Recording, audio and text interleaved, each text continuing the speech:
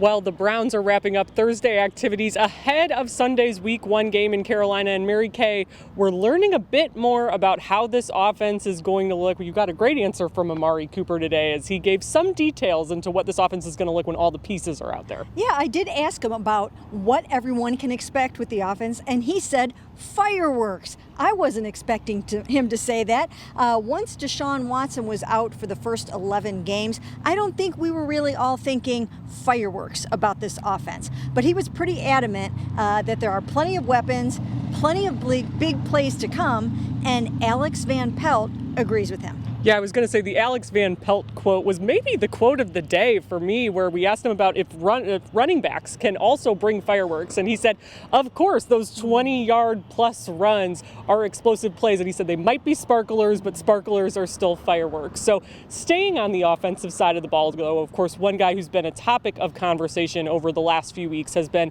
Anthony Schwartz. He obviously did not perform super well in those preseason games, had a couple of very costly drops throughout those three, but has had some good days of practice following that last preseason game against the Bears.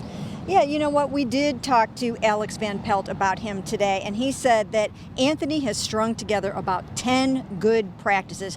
That's really good. I watched him yesterday in individual drills. He caught a nice, long, deep ball from Jacoby Brissett. I watched him again today. He looked good again. It looks like he's getting those confidence chips back, and he should be able to contribute on Sunday. And I think it's interesting, too, to hear guys like Amari Cooper, who's obviously a very well-respected veteran in this league, who said, Anthony Schwartz is still coming along and he's not letting this impact him a super ton. So I just think overall it's interesting to hear his peers talk about him that way. So let's switch over to the other side of the ball now, because it seems like whenever Joe Woods talks about Myles Garrett these days, we walk away with a headline and several good quotes about Myles' mentality. I love today hearing him say he looks like a defensive end playing like a running back out there on the field. Yeah, he had a lot of really good things to say about Myles Garrett today, just like everybody has this whole entire preseason. He talked about him coming off the edge 2 feet off the ground and really getting there with a mindset to dominate. And I think that's been the buzzword for Myles Garrett